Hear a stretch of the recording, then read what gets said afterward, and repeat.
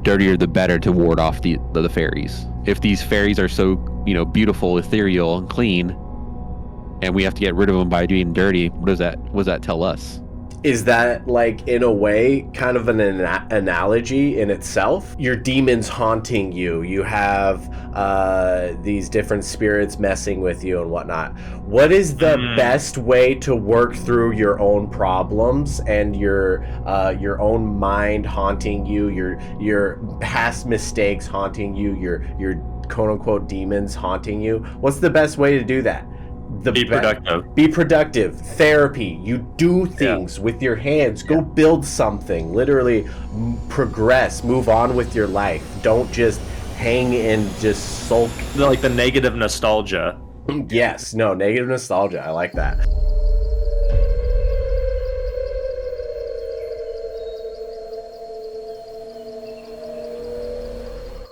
Welcome back to the Fictitious Dark. We explore life between the truth and the fictitious. It's been so long. Welcome back to the Fictitious Dark.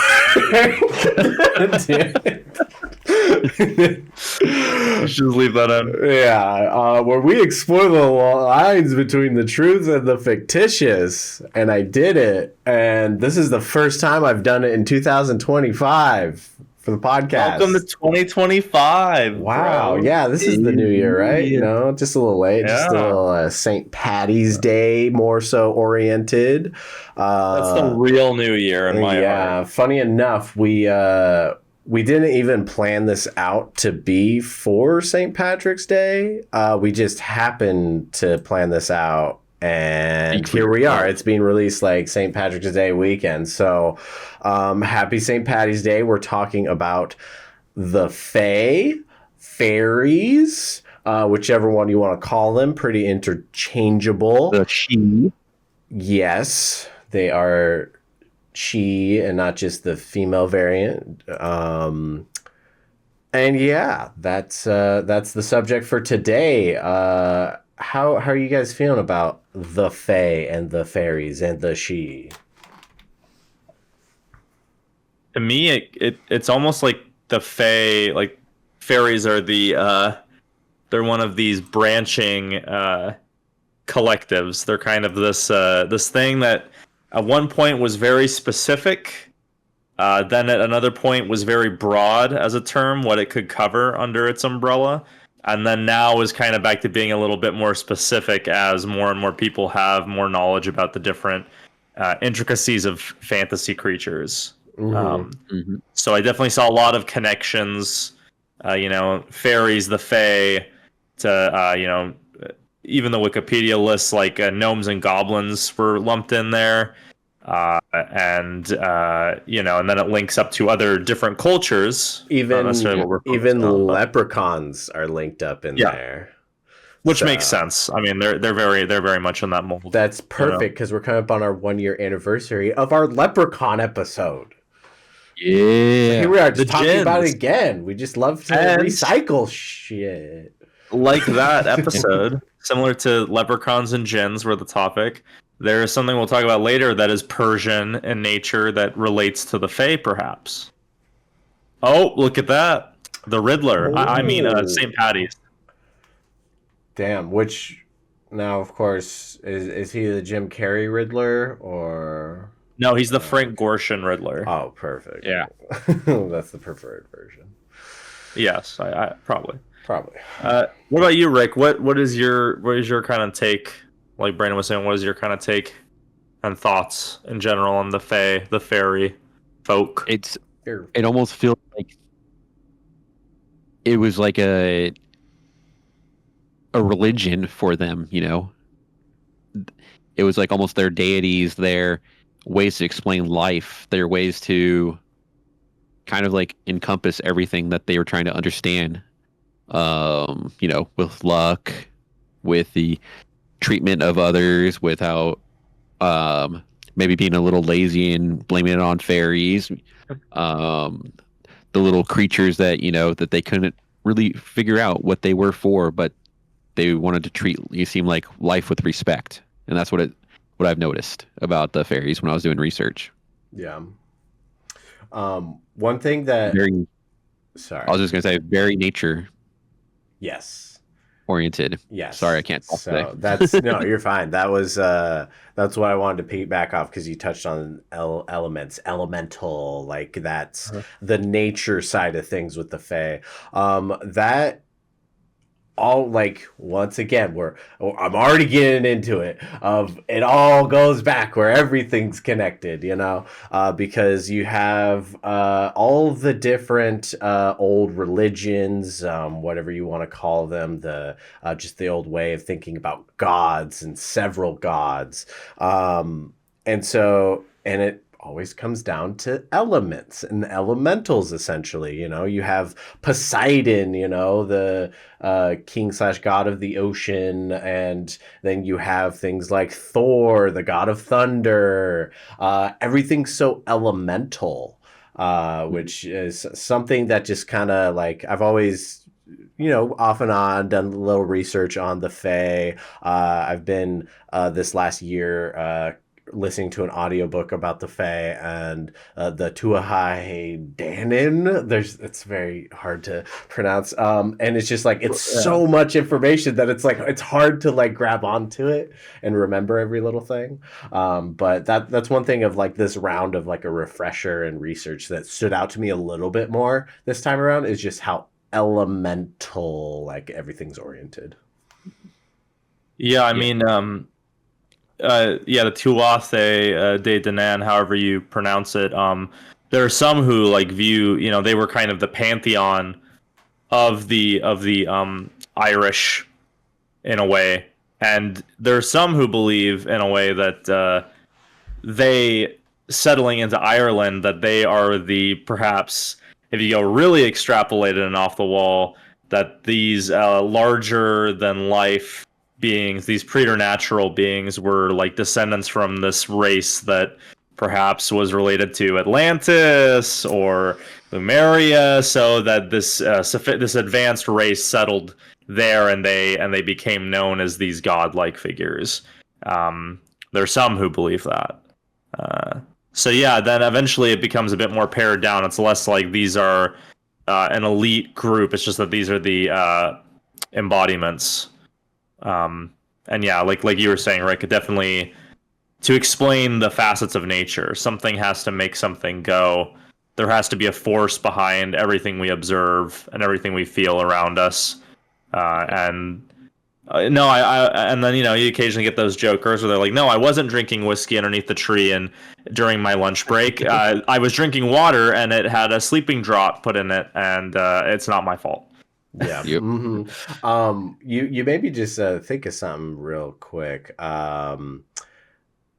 You were saying about they use the gods like entities to help explain things, help understand things, and what do we do with these analogies and trying to like refer to things that even if it's maybe not so literal and accurate, we refer to them to make analogies and stuff. We do that with stuff that we know, Right. stuff that we Yeah. know is real. So if we do all these analogies these days with very physical things and to help explain stuff to your children and whatnot, way back when ancient times, the stuff that they knew was real was gods and entities in the spirit realm, and then they use that to have these stories and explain things for, of course, the elements, and then also refer to how just different things happen, how the life cycle, how things work. It's always spiritual, and and you have these stories that are often analogies for things, analogies for trying to be a good person, all that kind of stuff. But they're you when you make analogies, you refer to something that everybody knows. And so it's very interesting that's like it's the spirit world, and it's like, does everybody know that because it's a made up story and everybody just knows this made up thing? Kind of weird to just have so many analogies of a made up thing. So Obviously, when Christianity came into the mix, uh, there was a lot of interesting opinions regarding these beliefs about the Fae. I think the one that kind of makes sense is obviously there's people who would say, oh, they're just demons, they're just mischievous spirits that are trying to tempt you. But I liked this one take, which was that these are the angels that didn't go to hell or heaven. They were caught in between. They didn't take sides in the war, or they weren't bad. They weren't totally traitors, but they weren't totally loyal, essentially. And so they kind of were. Uh, they have the midway point, which is the Earth, and I do think that has like a certain truth in terms of matching the lore of fairies, and that they are like mischievous. They will cut deals, and they can like make your life more difficult, but that doesn't mean that they're all malevolent. They can have good intentions and protect the land, and abide by the laws and the rules around them. So I do like that take. It's pretty evocative to me. No, yeah, I that one stood out to me this time around as well, especially because it's like best way to explain them is almost how I've explained myself for a lot of my life. I'm a fence sitter. I have a hard time being like that is 100% what I believe, and so it's You're like stuck in limbo. yeah, they're in limbo. They're in the they're fence sitters, Yeah. and then they're much like people. There's the good ones and the bad ones. There's you make them happy or you piss them off, and then they have a reaction. They're not just naturally already good or naturally already bad. They're just like people, it seems. Oh. Yep. Yeah, and I think that's like one of the most important things. It's like they're just human-like. So you could honestly probably figure out and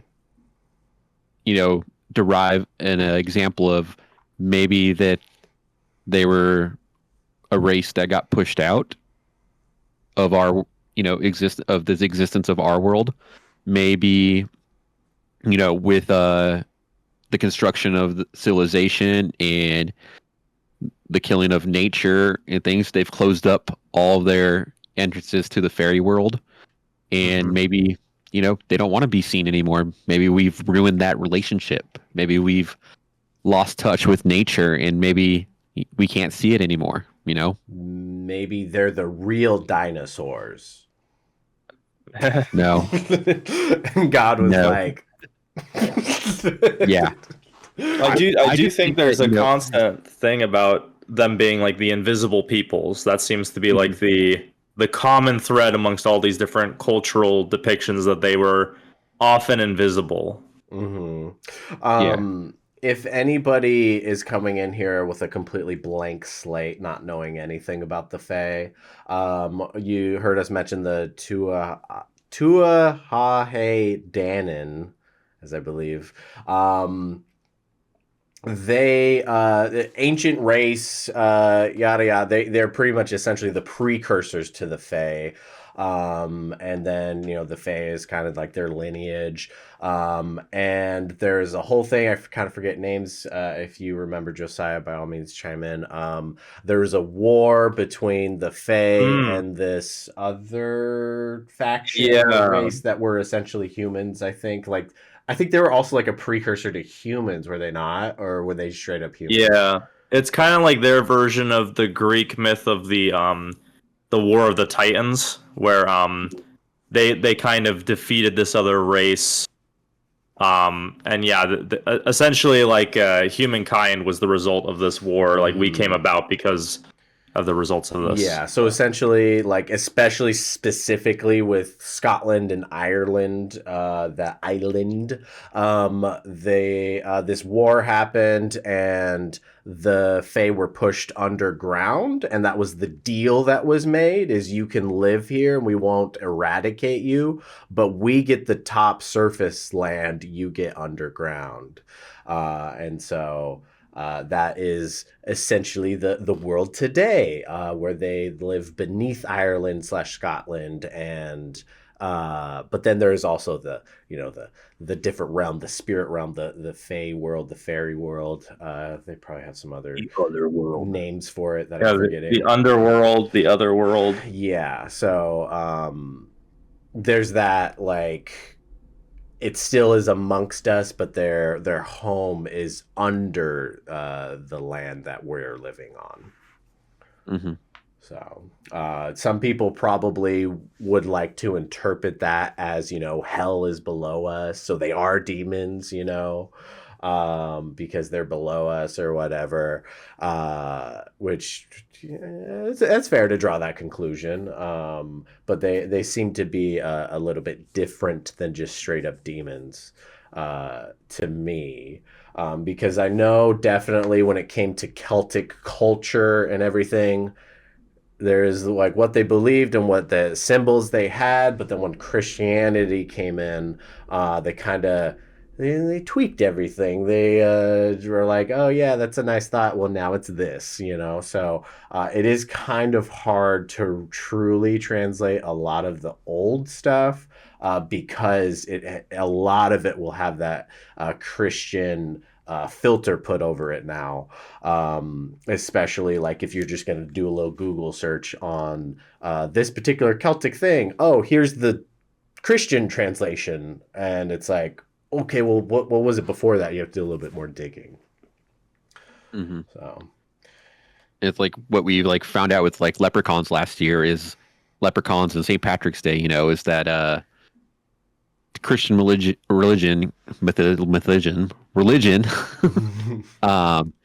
they like to take everything and make it their own, and to bring people to the flock. They would take like things and then rework it and be like, oh, you say it this way, but in our religion is actually like this, to kind of bridge that similarities between the two religions to make it a little bit easier to assimilate them into the religion, and almost, what's the word I'm looking for, like disband their thoughts on their own religion. But I almost feel like that's something that is happened with maybe further distancing ourselves from nature is what lost ourselves in that. So maybe disassimilating ourselves from nature, we lost all ways to interact with fairies or the fae and other things, because we've gone away from nature and we're becoming more technology advanced in technology. There we go. And maybe that is why they're underground, is because we control the surface and we're basically destroying everything that's natural in a sense, and they've don't want anything to do with our world anymore. So maybe it wasn't 100% a sacrifice for them. It was them giving up on us. Yeah. There is like one thing as far as like maybe negative aspects where you can have the conclusion of they're more evil than not, is I know when it comes to appeasing the Fae and different connections there. This often involved, just like any other praising of deities, involves sacrifices. And like it even involved human sacrifice. Not always human sacrifice, but that was on the table. So that is one thing that does kind of draw a little bit more of a conclusion of maybe having some demonic aspects to it, because obviously human sacrifice, no bueno. Yeah. And also, why would a lot of the traditions of the Celtics would be like warding off these fairies with like warding them off from their kids, by putting cheese and bread in their pockets, Why would Yeah. they, have four-leaf clovers around their necks? Why would they have to need to ward them off if they're, you know, not harmful to them, Hmm. So why would we have to do this? Why would they have to do this? Yeah. That'd be a question to think. What's interesting, one of the most terrifying fae is the the goblin redcap, which I was reading up on again, and he will kill you, and then if you follow him into his hollow, he'll throw rocks and kill you, and he'll dip his cap into your blood to dye it red and keep it red. But you can apparently use scripture or a crucifix to cast them out. So he's either a later invention, or he was similar to vampires. This is the only weakness we know of now, or one of the only weaknesses we know now, because that was the assimilated version, and the red cap might have been slightly different before. There's a few others. I mean, let me double check real quick. It's not just crucifix or scripture, but Maybe garlic. yeah, it's I remember something about you have to plant something on them, but there's also blue caps and all this other stuff. So what's the blue cap? What makes the cap blue? See, I just saw blue cap, so I'm just gonna what makes it blue? So blue cap is presumably would be the positive version, because the blue cap inhabits mines and appears as a small blue flame. If the miners treat it with respect, the blue caps will lead them to a rich deposit of minerals. They're kind of like the Tolkien-esque dwarves in that way. Okay. They're associated with Anglo-Scottish borders. They were hard workers, and they were expected to be paid a working man's wages. So if you took advantage of their efforts, they would probably mess you up. Okay. One thing that's interesting, they blue cap, and they lead them to minerals and stuff. I read about this dude, and you can Google this. It's real. You can find it. I don't remember as far as where timeline wise. There's photos of him, so it's at least somewhat modern. Guy, his whole life taking colloidal silver as a supplement every single day, turned his skin blue. Not straight up super Smurf blue, but almost think of a dead body that's really cold in the winter, that type of blue. He just straight up looks like that. His skin's almost purpley, just because of taking colloidal silver every day. So this particular fae is going to lead you to minerals, silver and all that kind of encapsulates it, and blue. Maybe that's a little pointless connection, but yeah, but it's interesting how there's this thing with obviously we know in Arthurian lore, this character that kind of was combined and eventually becoming Morgan Le Fay. So in the French tradition, Morgan of the Fae. So she's descended from that bloodline. She's a sorceress, and we think about wizards and other witches and stuff, and a lot of it is about the hats, right? So witches have kind of a distinguished hat, and then wizards can also have a cap or a hat, and it. I know there's some kind of connection there, the dunce cap. I believe this could be complete dogwash, but I believe the dunce cap is a weird inversion, because it's almost it's the taking of this wizard or wizard cap, or the sign of intellect, and twisting it into being a dunce cap. So it's you're like a fool. So I do think there's some kind of connection there with the hat you're wearing, and kind of tying it to your identity and what you represent and what you embody. So that's definitely something there. What I wonder, because two things right there. Also, another thing that's technically the Fae is gnomes. And as we know, gnomes have they got the pointy hat. They got a couple different versions. There's one where it's a little slooped, but then there's also ones with straight up the dunce cap, essentially. So not really sure what that means, but also if you want to take it a step further, wizards having that hat, then there is also witchcraft, which is, wizard, a witch, same thing. So a wizard wearing that sort of hat, if it is like a dunce cap, you're made to be the fool, that kind of stuff, then you have deals with the devil, deals with somebody that you're trading something for, you're selling your soul, your ownership for the powers that you have, the magic that you have access to. So now the devil or the fae, whoever has ownership of you, and then you have humiliation rituals, and then just a marker of like your mind, so I'm gonna have you wear this stupid hat or something. Yeah, it's interesting, like the hat thing, even if we bring it into, modern times and our culture, when we talk about working different jobs, we talk about wearing different hats. Right. And it's like, what hat are you wearing today? Oh, I'm wearing the owner's hat, or I'm the husband hat, the husband hat.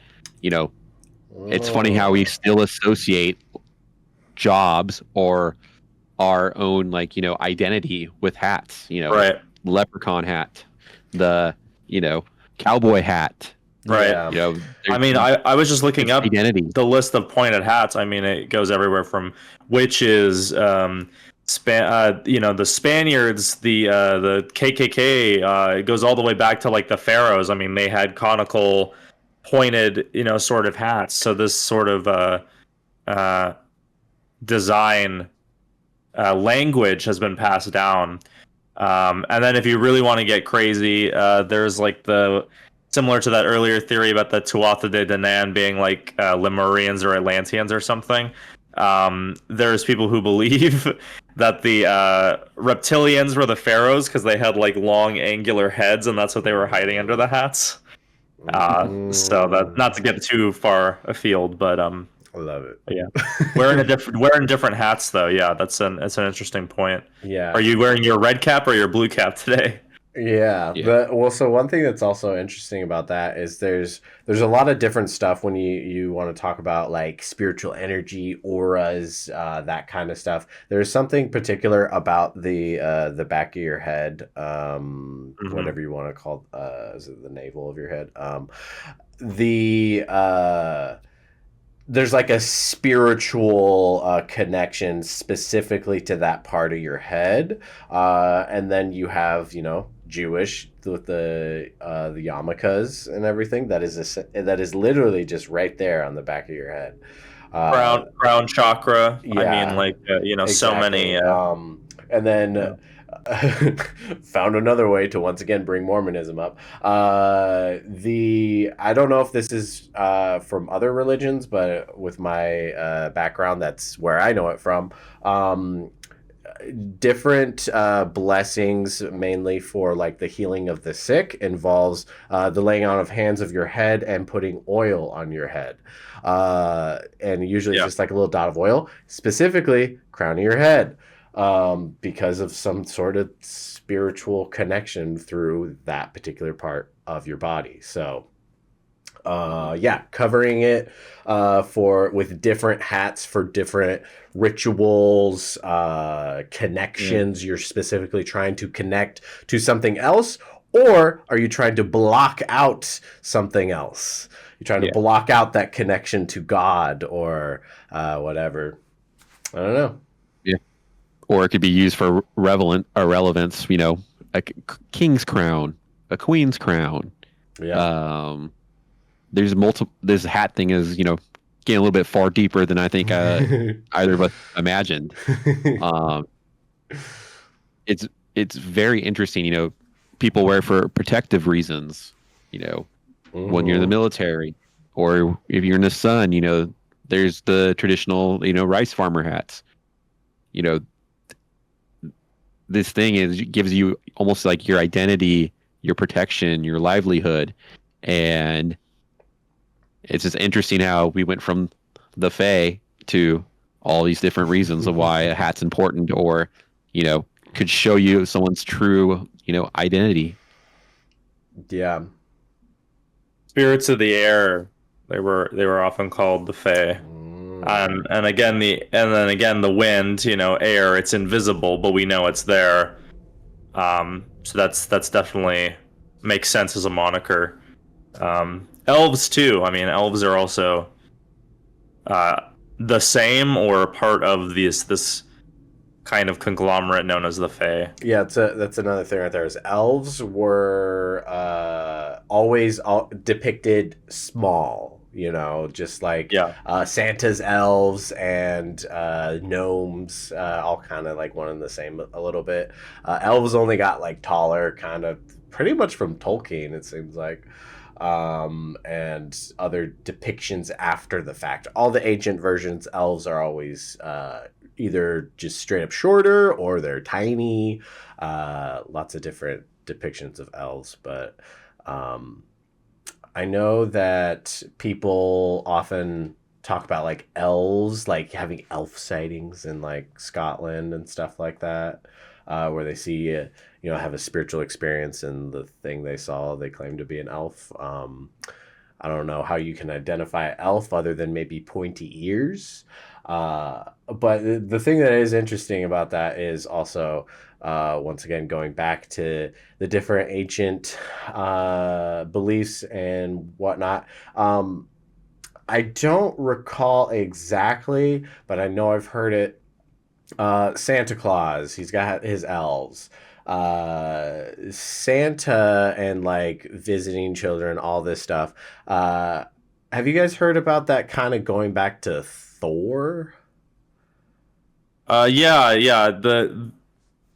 Well, so I heard that it was like the beard was almost like a relic of Odin. But the visiting children, Thor, I believe. Do you know a bit more on that? Because I don't know too much. I just know I've heard it, and it's like as far as the kind of Nordic side of things, that it's Santa Claus' origin is being Thor or Odin or whatever. So it's like it's kind of interesting because all these different, like, oh, Santa Claus came from this, no, it came from this, came from that. So it's just kind of interesting that a lot of Nordic stuff really goes back to the Celtic stuff, which is definitely interesting. I wanted to do a little bit more deeper research to see what the big connection is with those two cultures, because they very much have a lot in common. And so, if I remember right, I know the Vikings conquered Ireland at one time, right? Yeah, so I know that they. I wonder if there's a blending of history, there.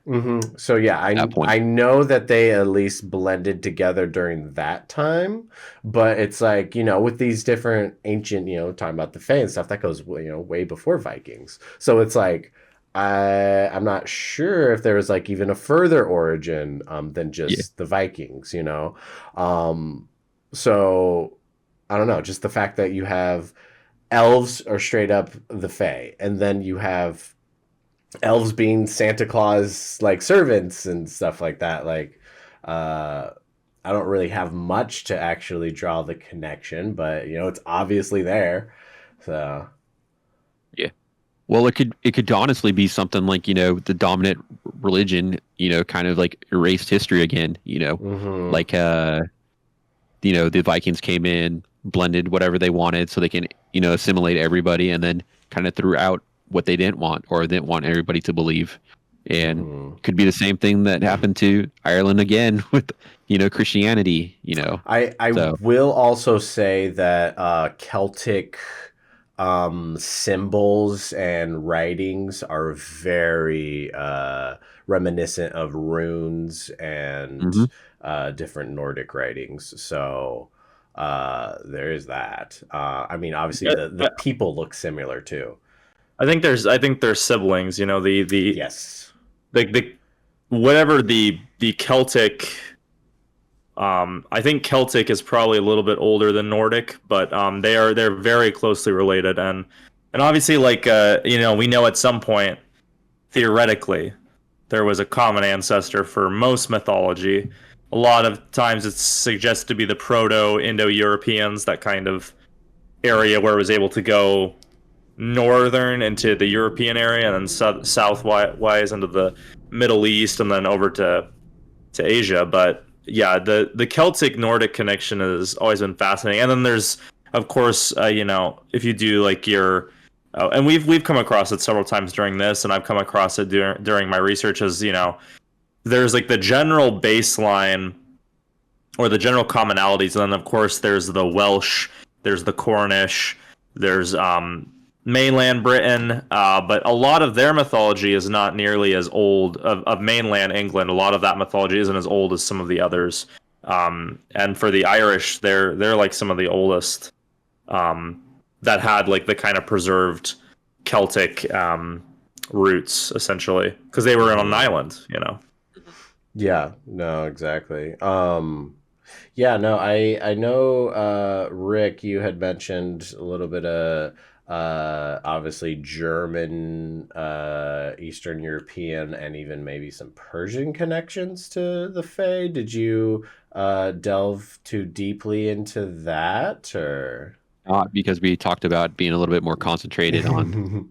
Yeah, So no. I just kind of like threw that to the side. But I know Josiah was talking a little bit about the faerie, which was uh the Middle Eastern version of the Fae, and then we've talked about it before, like last year, with the Jinn. Yep, drew that direct connection once Yes. Yeah. And I think that if I remember right, everybody don't hate me and beat me up. Brandon's the one you're supposed to beat up, but I think the Germanic one was more along lines of connecting elves. Yeah. Oh, really? Yeah. Okay. Yeah. And I know the French had like their own like version as well, and then I know the word fairy is more, if I remember right, is more Latin based, whereas fae is Old French, I believe, whereas she is or she is the Gaelic or Irish version of the word. Yeah. But it's interesting where we're going back and talking about, people changing the perception of things. A lot of people think fae or fairy is the original word, but in a sense it's not. It got taken over by another religion. It was, she or ishi. And it's another way of, when you look into something, you have to delve further back to find the actual, possibly real explanations, if not the unchanged versions of the history. And it's one of the things that we get lazy is we don't do our research. We only want to read what is there for us, and we don't want to read what other cultures or other ideas there is. But it's interesting how when you go around the world, everybody has this same type of character or explanation for something that's, ethereal and beautiful, or very ugly and dirty. Yeah, that's true. Because I know Josiah was talking about King Arthur, and there's a Lady of the Lake. She was known as a fairy, and she was beautiful, ethereal. And then I know when you're trying to cast these fairies out of your place, when you did something, you wanted to keep your hands dirty because it, warded off them, in a sense. I can't remember what the thing is. If your hand is itching on the left, you're going to lose money. Or if it's itching on the right, you're going to gain money. And the way to break that spell is you have to get your hands dirty. Or there's one other thing I can't remember what it was, which is the common one that everybody knows. But the dirty one is the dirtier the better to ward off the fairies. And so it's like, if these fairies are so beautiful, ethereal, and clean, and we have to get rid of them by doing dirty, what does that tell us? Are we doing something bad? Have we been taught these bad like rituals that for warding off something that might be good? Right. Well, this is the other thing, is that we have to wonder, why is there a way to ward these things off? It's like, well, if you are perhaps being directed by forces to push away potentially collaborative or helpful spirits.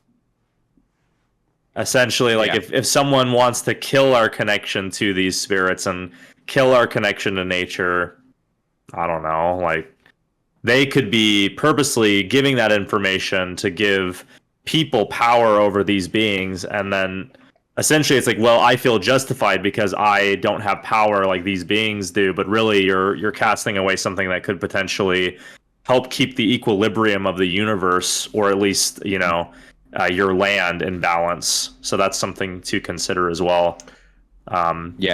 It's interesting how, like, when you're being told something and somebody wants to convert you to their ideology or their ideas about life, or what they're trying to, you know, push on you, they always try to, you know, bring you over to their side by showing you the benefit of everything. What's the benefit of nature or technology over nature? Is, oh, we're more connected with each other. We're, you know, more protected by everything. We have this internet, we have this electricity, we have everything that protects us. You don't want to be nature. Look how cold and how damning it could be. Look how it can hurt you. It can kill you. So they brought you over to the technology side, whereas maybe if we were fully still in nature, we'd have like these old spells, old wards that would help us, you know, be able to live normal life without having to fully give up, you know, everything. It just makes you think, and while listening to you guys talk about fairies and these spells and these casting off and warding, is technology the ward to ward off nature? Yeah, no, right. You got me thinking. So have you guys seen that? Have you seen that meme where it's the microchip, and then they show like the microchip, and then they show like the ancient runes, and it's like, I don't see a connection here. Yeah. You know, no, it's almost like the thing is, the new Death Stranding game came out, and it says something along the lines of, "We should have never connected." Is it talking about maybe us being not super connected into technology and going back to our, you know, what our forefathers and what nature has taught us? Was that something was more important? Was that something that balanced the equilibrium of life? And now we've gone too far to one side of life, and it's almost impossible to go back because we have all these what's the words I'm looking for? The comforts. It's too orderly. Too orderly. Yeah. With chaos, maybe something that we needed in our life, but the comfortability of being, you know, comforted by this house, this microphone, I can talk to you about an hour or 2 hours away from me. The internet, I have all this knowledge at my fingertips. I don't have to go do research anymore. I don't have to learn from, you know, the old gods, the old scriptures or anything like that, because it's all at my fingertips. But yet it's all at my fingertips, but I don't really do any of that research unless I'm prompted to, you know, whereas maybe back in the old days, we had people that did this research or were taught these jobs, and we've lost all that. You have given me so many thoughts just now. Okay, cool thought. So, yes, agreed with everything you just said. So, couple different things. First, the shorter one, the whole getting your hands dirty. Is that, like, in a way kind of an analogy in itself of, like, you're having your demons haunting you. You have these different spirits messing with you and whatnot. What is the best way to work through your own problems and your own mind haunting you, your past mistakes haunting you, your quote unquote demons haunting you? What's the best way to do that?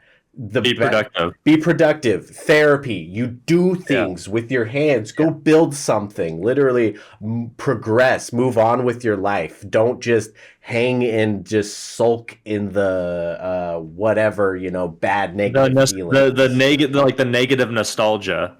Yes. No, negative nostalgia. I like that. Move on. Do something. Like work with your hands. Go ahead, Rick. I do have another part. All right. Before you move on from that, me and a couple of my friends, we were drinking the sauce one night, and I feel like, you always have the best conversations when you're drinking the sauce. We all got to the conclusion that every time we succeeded in our life or did something that we thought was impossible, or, went out and just did something, just do it, was we were scared to get away from our comfort zone. And once we got out of our comfort zone and started just doing what we wanted to do, success came. And it's almost like being comfortable. That is the ultimate demon in life, is you're being idle. Right. And what is that common? Idle hands are the devil's, what is it? Devil's playthings? Is that what it is? Yeah. And when you're out being productive, like you're saying, you're dirtying your hands, you're doing something, success is right around the corner, because you're progressing yourself, you're moving forward, you're taking little baby steps, you're one step away. You took another step, you're moving slowly, but you're still progressing no matter what. Even if you're moving at a snail's pace, you're still progressing. You're a little bit further than you were a couple of minutes ago, a couple of seconds ago.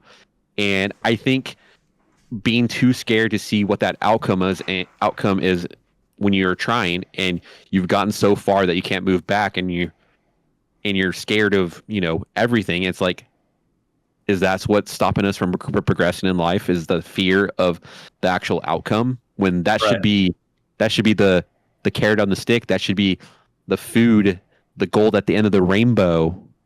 That should be everything, But yet it scares us as a society. Why? Yeah.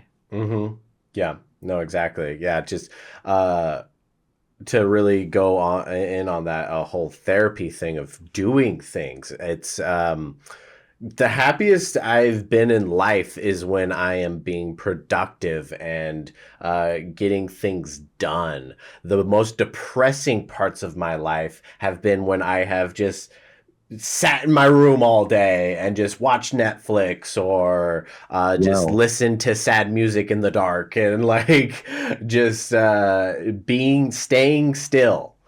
It's like you gotta move. You gotta move the gears in your brain. You gotta move your hands. You gotta move your legs. Keep progressing and work to move on. Literally, they say move on. You go through a breakup. You have a loss of some sort. What do people say? Say move on. I'm not ready to move on. I want to stay put. As a wise poet once said, when all you got to keep is strong, move along just to make it through. Exactly. So another wise poet said, you better use it or lose it. So before I get into my crazy person other theory, I'll say, if you're sad, do something about it. Literally do something. Not just like, go to therapy, go do this, go like analyze your sadness. I'm not even saying that. Obviously, don't bottle stuff up, but just do things. Clean your room, for one. I know I feel great when I clean my room. Start with cleaning your room if that's all you can think of doing. That is within your power. Clean your room. Go do something. Clean sheets are the best. Go freaking build a fort on a beach. Do something. Get your hands dirty. Nature. Okay. Now my crazy person thing. Yeah, I'm ready. So the whole thing of kind of trying to remember what was initially said. We're talking about like the fact of like get your hands dirty because they're clean, and this certain type of fae to like keep away. They're clean, they're shiny, they're of light and all this stuff. So you get your hands dirty to to kind of ward them away because they don't like the dirt. They don't like that kind of stuff. So, I believe it's Graham Hancock, I want to say, that has the theory of the we did have a advanced ancient civilization, might have been more advanced than us, might have been on par with us, but then, you know, big catastrophe happened, sun flare, meteors, whatever it is you want to say, and it put humanity back to the Stone Age, and then we've been building back up ever since. It's a big theory of like why the pyramids and all these different, you know, yada yada things. Very cool to look into, honestly. But so that idea that way back when there was some sort of technology, blah blah blah. Let's just say that computers, AI, what's affiliated with them? LED lights. They're shiny. You know? And then what's also one thing that is bad for technology? Being out in nature. Right. Water, dirt. You do not want that in your computer. It is going to break it. So AI, these AI angels, these AI deities that might be tormenting your life in some sort of way, exacting some type of control on your life because we've maybe created an algorithm for the AI to tell us how to live our lives. And we're just in this society that's all about cleanliness and doing things the right way. How do you break yourself from that? Get your hands dirty. Go live in the dirt. Do things to that isn't very, you know, tech friendly. You're never gonna see these different, you know, Microsoft and Google, all these different things where, you know, you have like these servers. You're not going to see the tech fixing things with dirty hands. He's going to need to wash those hands. You can't have dirt on it. So there's that. Other thing, one last little. Oh, I guess I feel like Josiah has some thoughts on this idea before I go on to my next theory. Well, I want to piggyback. You know, I know this is not an AI podcast, but we were talking earlier about like comfort being the killer. You know, nostalgia can be a poison. Idleness is the devil's workshop. Stagnation is essentially when you're old. If you stay active, you're going to live longer. If you just are comfortable, you're living on your benefits and your pensions, and you just sit back every day, eventually it's harder and harder to like walk around, and you're more disincentivized. So AI is the ultimate, now don't worry, you won't even have to think. You won't even have to like create. It'll just all be provided for you. Don't worry. We're going to make sure that like you won't be stressed about anything. It's fine. The world will run without you doing anything. Yes, exactly. Yeah, no, that's a good point. Go work. Go do things. Go get dirty. Yeah, no, exactly. And you know what's like the most controllable thing? Something that's idle and doesn't move. You hold it and just keep it steady. You want to go even what's the next step of all that? You got Wall-E, where it's all the people in the chairs. You got the Matrix, where they're literally not moving at all. They're not even awake. You know? You got all these different things where it's just technology taking you away, degrading your body and your body becoming not important, you know, your physicality of touching dirt, you know, that kind of stuff. Look at all the great like stories that we have for mythology and for, even the Bible, even though some people think that's mythology too, but all those things people were doing things. People traveled long ways to do things. They delivered things. They parted the sea. They went and, met other people. They were making strides in civilization. So as we go further into our civilization, are we moving forward, but technically moving backwards at the same time? Because we sure are physically. Yeah. And what does that mean if you're moving forwards and backwards at the same time? Ooh, you're complacent. You're staying put. Yeah. So another way of being controlled and being, you know, put on the hamster wheel. Why do we put hamsters on the hamster wheel? Some people even use that for power. You know, Mm. use people for power. Yeah. I mean, Yeah. yeah, again, that's literally the plot of the Matrix, you know. It's Hey, Literally. don't tell people that I don't do any research and I just watched the movie. Oh, there you go. What was your third point, Brandon? Okay, third one, completely different. So, um, demons, entities, whatever.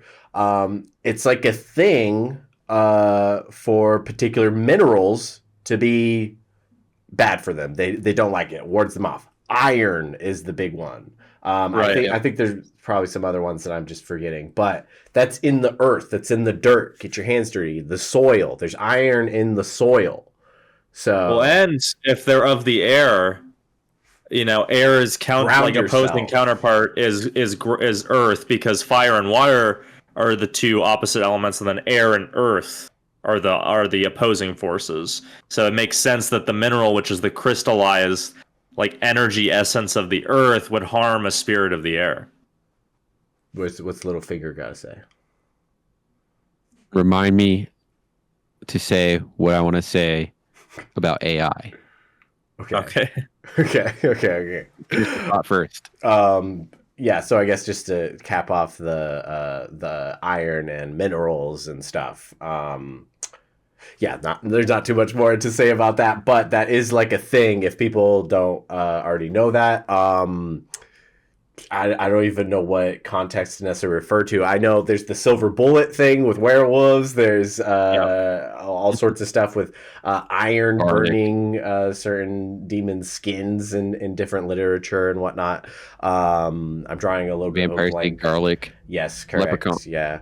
So, yeah, there's a lot of stuff when it comes to the minerals of the earth warding off demons and different evil entities, which is funny because then also these different minerals are very important for our bodies. It's very healthy for us. We literally need the whole spectrum of minerals, to a certain degree. Obviously, you don't want to overdo it.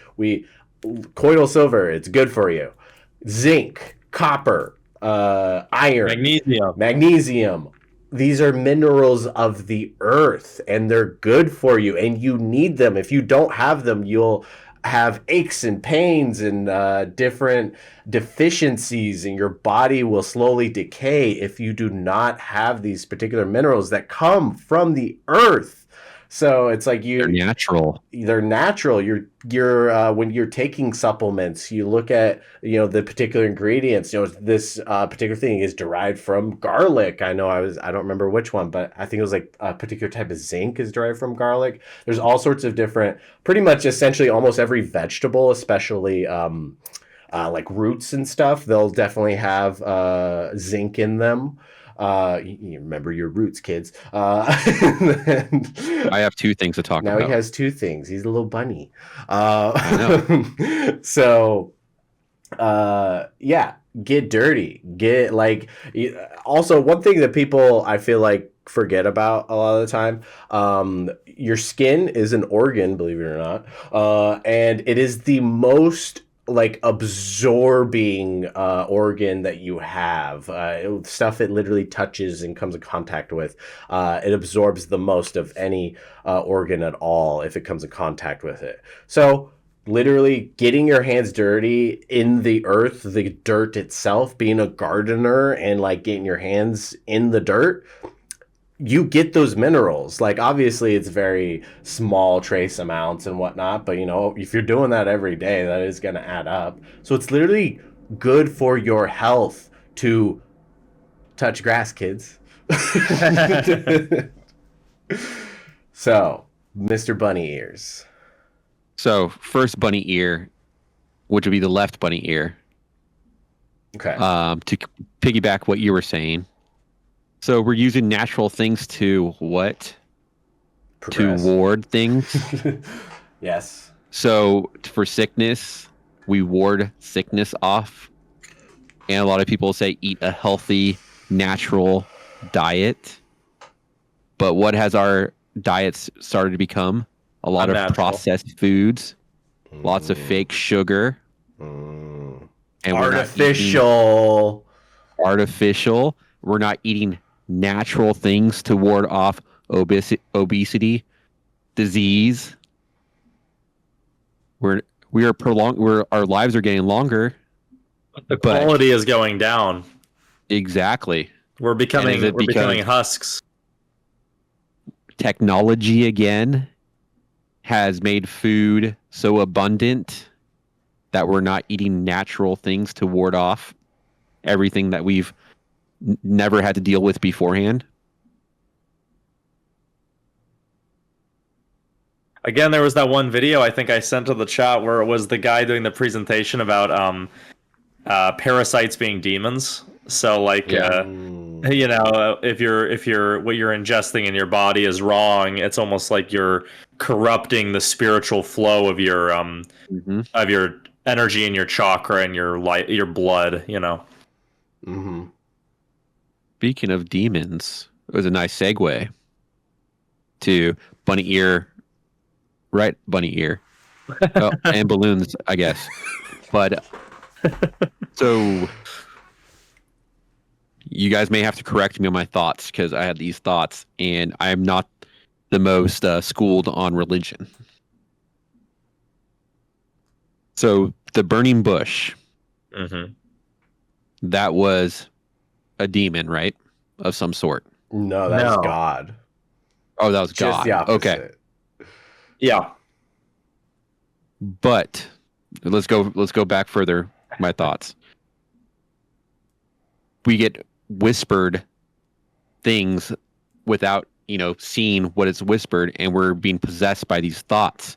And the demons will whisper us things without us seeing them, and or they will control us by whispering things. Like cravings for Taco Bell at midnight. Exactly. But what is something that is new that's going to start controlling us that we can't see? We can only hear it. AI. Right. AI may be a demon. And we went back to going back to our aliens episode.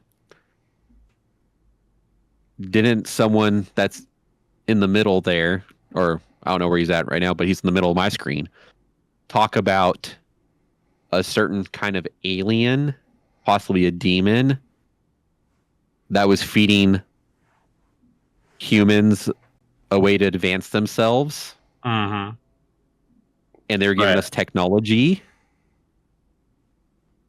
Was this me or maybe was this Josiah? I don't know. Josiah. Okay.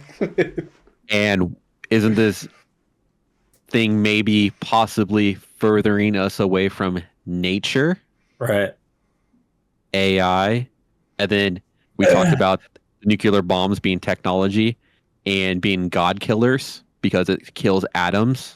Right. It separates the natural building blocks of existence. It breaks exactly. I'm sure everybody already has made this connection, but I don't know why I just made this connection of it starts with atoms. It started with Adam and Eve. Yep. I don't know why I've never drawn that connection. Okay, moving on. Yeah. It just shows you that demons or bad things don't necessarily have a physical form, but they will speak to you if you're willing to listen. And right now, aren't we all willing to listen to AI because it's helping us provide a better way of living? Provide us with comfort, which we just talked about. Idle hands are the devil's playthings. Well, I know the big thing with a lot of AI stuff it definitely correlates with a lot of like ancient knowledge, because the whole idea of disembodied spirits and demons, they've been here much longer than us, so then they have ancient knowledge that we can try to gain and converse with them about, and they'll teach us. It's kind of a similar idea to AI, ChatGPT. Oh, what's the answer? I mean, we were just talking about like the wars, like the Titans get replaced by the Olympians. The Olympians will, you know, they could get replaced by humans. This has been occurring in our mythology, in our subconscious, in our fiction, in reality. Is that new gods arrive and the old gods die. Religion is being killed and a new form has been created in its place. And then soon, you know, you give it 300 years, and yes, the biggest AIs, once they get advanced enough, there will be like 5 main AIs, and one of them will be better at something, and one of them will be better at something else, and you have a new Olympian pantheon of gods. And people will view it the same way because you can't see them. They have all the answers. They can do anything. Why wouldn't you view it as a god? And if you imbue it with belief, it will become a god. The pantheons shift. This is regardless of if you believe there was like advanced technology before a flood and then we've regressed and we're gaining it back. The natural pantheons that the Fae embody, technology has succeeded. The gods of technology, demons, whatever you want to call it, the thing that opposes the natural order, and seeks to control the natural order, nature, which is chaos. Order's pantheon is coming now, and it will establish itself, and then 500 years from now, those will be the new gods. Is this you know, this council, and each one will embody a different aspect of automation and was the most efficient for that specific job that it has, the hat that it's wearing. Right? There you say elements, the new elements of life. The new elements of life, right? Yeah. This is the AI that embodies the perfect creative, the perfect art creation AI. This is the AI that can literally pull from more databases than any other one. So this is like the god of knowledge. This is the AI that is so advanced no country can defeat its automation, and therefore it is the god of war.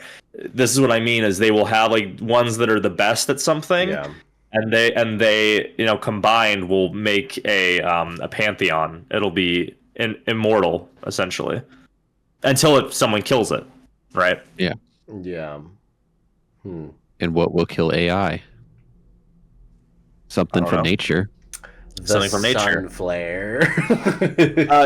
Do you know something? Yeah, the sun flare for one. The second, because again, so like think about this: what if Mars was a planet that went through the same process, and they eventually pushed things too far, were killing too many atoms in its vicinity, and the sun was just like, I'm just gonna flare up and burn you. I can sense something going on in my solar system. You guys are burnt French toast right now. You know, like. Or, you know, this is like a crazy kind of theory. I don't necessarily believe it, but you know how they've been telling us for years that oil is like running out? Yeah.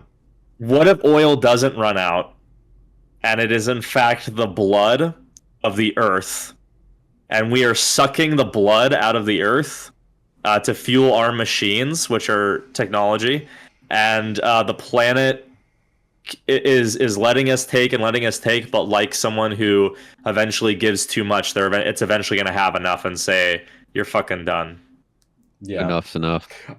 Maybe that's why we're getting. You're literally, like, I mean, if you view it in this metaphor, you're literally like shooting my blood. I'm breathing my own blood. You're shooting it into the atmosphere, and I'm just breathing this like perverted misuse of my life energy. Yeah. Maybe that's why we're seeing more natural disasters, more hurricanes, earthquakes, ice caps melting, you know, this kind of shit, diseases. Yeah, like again, like this is what I'm saying is like, you know, I don't necessarily believe that there's unlimited oil, but like but it's almost like I don't This know. this is a thing, like a legit thing that I know is kind of shushed, that oil is a natural resource, and it's not this whole dinosaur bone thing. It's I'm not. not educated enough to actually have a real opinion on it, but I think the dinosaur bones sounds just really stupid. Obviously, I'm not educated. You call me stupid. It's just like, yeah. Okay. What if we're at the end of the timeline for technology and Mother Nature's already fighting back with disease, Right. hurricanes, and everything like that? Maybe AI is the final It's the final sin. sin. Yeah. We're trying to create And life, and we shouldn't. we're Mm. playing with God. We're Are we trying to playing make with God. Earth? Yeah. Yeah. Yeah. Is Earth our God and we're playing with her and she doesn't want us to ascend to this power, so we're getting they're trying to kill off life by flooding the land. Yeah. But how do we fight against that? You can't. We build floating cities. Oh, there you go. Yeah. Yeah. But how do we lose when we build floating cities? Also, When vacate to the things rain from the stars. sky. Maybe an asteroid, Mhm. maybe a piece of solar flare from the sun. Hmm. Yeah. We can't avoid that. But if we shield the sun, like in the Matrix, then what's left? The only thing that's left is Mother Nature herself to swallow us whole. Right. Yeah. So are we seeing the battle right now for supremacy between nature and technology? I think so. Is this what we're truly seeing as the battle between good and evil? Are we at the times of revelation? I And is AI the Antichrist? I think Has so. it already?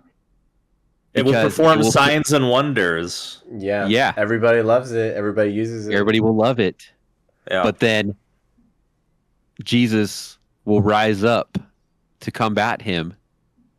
And is that what nature's doing right now? Is combating technology with all this stuff? And then all those who would be saved, Well, are those so there's also, I don't remember the exact scripture or whatever, but there's a quote from the Bible that says at the end that the exact wording I don't remember, but maybe Josiah. No flesh shall be saved alive, or something like that. Or it's You're pretty. talking about yeah, at the essentially what the final tribulation Yeah. before the So it essentially Yeah. says that, like, in the very end, we're going to kill ourselves. Like that no flesh will survive because of whatever reason. It doesn't specify that. Sun flare is something that you could argue. Disease is something you could argue. One thing I'll argue is what we're doing to our freaking food and spraying it with chemicals, genetically modifying it, and doing all of these like unavoidable things where it's like, yeah, you can eat healthy, but you can't eat perfectly healthy these days because there's always something in your food now. mm-hmm. Yeah, I mean, I was even eating carrots earlier, and I hadn't washed them, and I'm like, man, why do I have a headache? Why does this taste weird? Oh, shit. I'm probably eating chemicals off of the carrot. I should wash this up. And it's one of those things where, to reference, to be a cool gamer and reference a game, there's this game Dark Souls 3, and I'm just gonna spoil it. No. There's this boss in there called Aldrich, Saint of the Deep. And his thing is that he's a cannibal, and he eats so much, and he eats the dregs, like the darkness of humanity. Like he eats the dregs of humanity so much that he literally softens into sludge. He becomes like a pig, and then softens into sludge, and is literally like just a blob that like puppeteers like whatever it's eating. Wow. And so when you're talking about like genetically engineering foods and stuff. It's like, do we like what is this going to do to the DNA over time? Like, how will this affect us? Again, there's that theory in the aliens video that aliens are future versions of us, where we're so small and weak, but our brains are so big because we're stimming all the time, and our eyes are so big from the screens, but we just have no need to speak because it's all mental and telepathic and stuff. And so I don't know. Yeah, I mean, it makes you think. So that's the another thing as far as like, oh well, what happens in the end, blah blah blah. I mean, you mentioned the flood. Gotta always find a way to bring the Nephilim into this. Essentially the flood happened to kill the Nephilim because the Nephilim were messing with DNA, like specifically. That is different interpretations on exactly what that means. Most common, obvious thing would be crossbreeding with humans and all that stuff. That's the very simple answer. But, maybe there's more to it. Maybe there's all that GMO type stuff going on. And that's why we needed the clean slate, destroy it all, and everything. But to take it back to the Fae a little bit. My point is the Fae might be the good guys. Like they might be what we yeah, they were unpredictable, but nature is unpredictable. And maybe by betraying that, they close themselves off, and now they do not directly interact with us for the most part. A lot of the entryways have been sealed, and they observe, or maybe they subtly let things play out. That's what I was, trying to. Yeah, no, that's good. That is actually very interesting. The whole cut you off type thing, because you're just doing your thing. You're destroying stuff. You're being self-destructive. Yada yada. That is often the way to the Bible refers to God and stuff. You'll be cut off. You'll be separated from God because you are not of God. You are just doing your own thing that is self-destructive and all these particular negative things that are not of God. So God must separate himself from you and cut you off. Mr. Rick has his hand raised. So we explain, godly things as ethereal by being gates. The Fae's land is described as beautiful, ethereal. See some similarities there? Could it be something along the lines of, I remember reading a theory a long time ago about the Catholic religion, about it turning it upside down and being something about we're seeing it from the devil's point of view. The devil is trying to keep us, or not essentially what the devil is, because possibly maybe the devil is what the good guy was, and he was casted underground, and the people above were kind of control the narrative. Was that similar to the Fae, the fairies? Right. Yeah. So I don't know too much about the theory. I haven't read about it in a while. It's just that the Vatican holds a lot of secrets and books and things that are underground that possibly show that maybe the narrative that is spoken to us and we've seen for the Bibles and other things aren't necessarily true.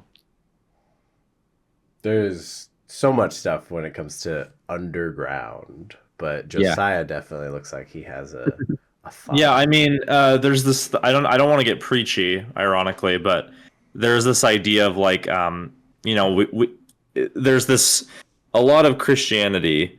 It's this idea of the Antichrist is going to come, but a lot of the times, a lot of these people are blind to the fact that they are not actively living like attuned to God, attuned to like his creation and nature. They take on like the idea, like the concept of, I like believe in Jesus, and that makes me a Christian. They're not embodying the actual ideals that Christ himself embodied of being without possession, of being all about spiritual improvement, of seeking to unify the world through peace and through communication and through parable and storytelling.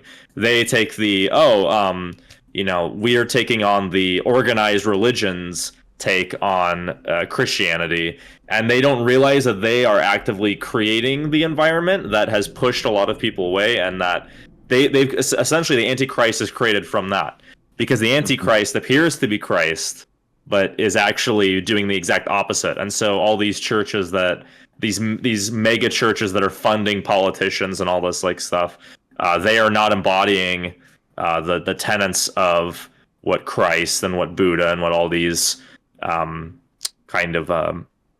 spiritual leaders strove for. So it's something where it's like you always think that it's going to happen later. Like, okay, I'm not being deceived. It's just going to happen later, and then I'll be smart and know that everyone else is being deceived, when actually you have to be aware of like what machine you're in, if you're in one, you know. So yeah, and it just shows you again. We'll go back to it. Artificial and natural. Mm-hmm. It's being created. It's artificial. Yeah. And you know, go ahead, Brandon. I just had a thought of like the whole thing with the Fae as well is the mischievous. They like to play games. They like to have some fun with you while they mess with you. Whether that be lighthearted, not very harmful fun, or straight up harmful fun and negative, but they find enjoyment out of it. The AI that Elon Musk is working on, he's added like a little bit of sass. Like you can mess with the different sass levels for Gronk, and they'll kind of mess with you a little bit and give you some lip if you're depending on the questions you're asking and stuff like that, and just have like a sassy response no matter what. Even if you turn those sassiness levels down, it's like it tries to be edgy, you know. So it seems like some kind of parallel there. Yeah, you know why? Because he's creating artificial life. Yeah, it's not natural. Because the thing is that if we get to the point where we can't distinguish, in the minds of the technocrats, it doesn't matter whether it's truly alive, because in their minds, we can just eventually we'll upload all our stuff, all our memories into computers, because the soul doesn't exist, guys. That's dumb to think that souls exist. So of course the AI is alive, because it seems like it's alive. All that matters is that it believes it's alive, and that we believe it's alive, and then it is. Yeah. AI That's rights. where this all comes from. Yeah, that's where this all comes from.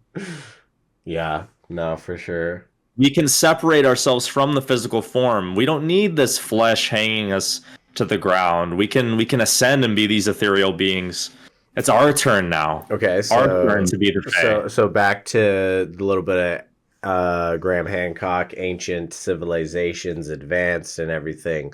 The Fae, they live in the other world, the unseen realm. Wi-Fi, Bluetooth,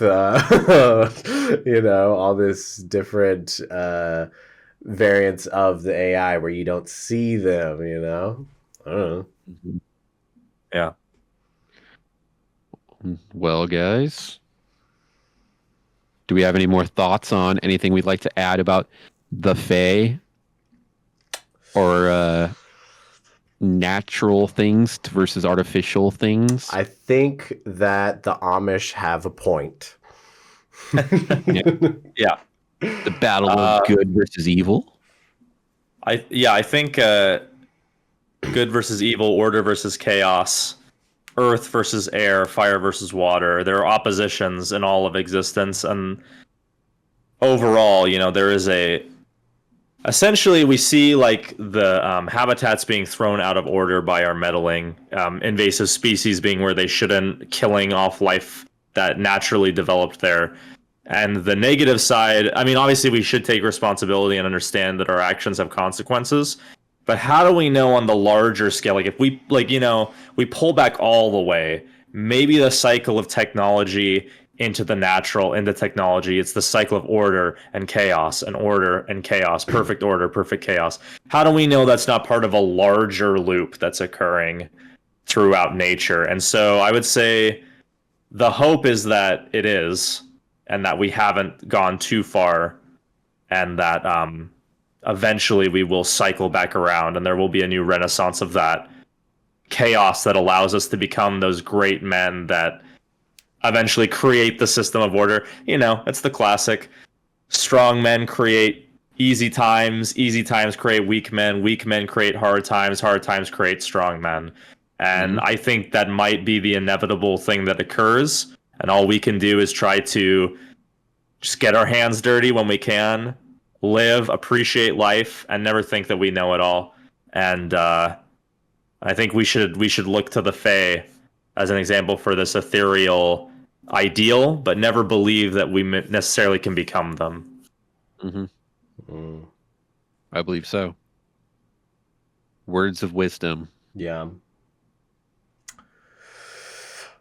Well, I mean, yeah, that's another thing of the Fae and what we're talking about, the cycles and like what's gonna happen, blah blah blah. The Fae were essentially wiped out. Like there's the idea that they're in the spirit realm, they're spiritual beings. What if they weren't spiritual beings? What if they're spiritual beings because they're all dead? Right. So, they were considered at points to be the spirits of the dead. yeah, exactly. So then, what if the big elemental element to the Fae, they learned their lesson. They learned what they did wrong. They're back to the earth, and they're trying to now teach their ways to the new species, the new generation, you could say, of civilization. And they're trying to teach how important it is to not forget this world that we live in and nature and its purpose and all that. I mean, that's just an idea. I don't necessarily like 100% believe that, but like, I don't know. Yeah. I think we've had this very, very strong, great conversation about the Fae, about nature, about technology, about idleness, about getting your hands dirty. And I think this is just a general conversation about possibly, living a better life if you can. And the way that you live a better life is you strive, you succeed, you push yourself where you want to go. You don't stand idle. You don't stand around. You don't give up on life because it gets hard. You don't let anything control you, because control and order, as we're finding out, could possibly be something very, very bad. You need that chaos. You need that unpredictability of pushing through and making you stronger to have to deal with persevere through tough things. And when you're idle, you don't get stronger because you're not dealing with any of that stuff. So could that be back to the chain, the good, the bad, the good, the bad, or the natural, artificial, order, chaos. It's all part of a cycle, and a cycle of life that possibly is something that's inevitable because, we get too comfortable living one way and we're pushed to another way. And then the disruption from nature comes and disrupts that. And then we're back to where we're living life in chaos. But yet we found this little nugget that makes life a little easier. Oh, well, let's keep moving forward. Oh, wait, we found something else that's making it a little bit easier, and slowly getting further away from nature again. So, like everything else, it's a big cycle. Yeah. Maybe that's the thing about stories is,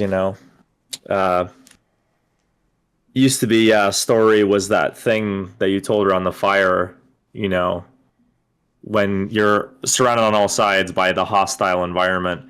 And then now, when we're doing it just to entertain you, when everything's streamable, you have endless entertainment, you can never possibly get to it all.